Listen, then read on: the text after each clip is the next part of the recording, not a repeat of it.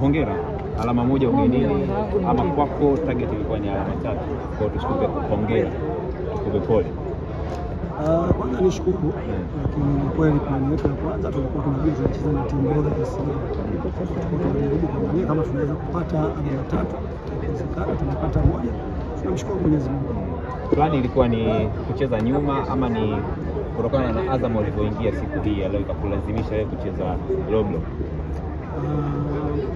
Ila ni jinsi gani unapomwangalia mpinzani wako, jinsi ubora wake ulipo, kwa jinsi ubora wa Azam uliko, ili tungeweza sisi kupata pointi 3 kama tulivyokusudia. Ilikuwa lazima tucheze kwa style tuliocheza, ndio maana unaona sisi hatujafunga na wao tumefunga. Ni faida kwetu, kwa nini tuko bora pointi moja sio haba. Kocha, ulikuja na mpango mkakati mzuri sana wa kuzuia kutokea chini, lakini kwenye transition timu yako ilionekana kuwa na changamoto kubwa sana. Tuseme ni wachezaji wako kushindwa kuelewa namna gani ambavyo wanatakiwa kufanya pindi ambapo timu ikiwa inatoka kutokea kwenye low block. Kuna wakati walifanya, kuna wakati walifeli. Kwa nini? Ubora wa wachezaji ambao au timu ambayo tumekutana nao.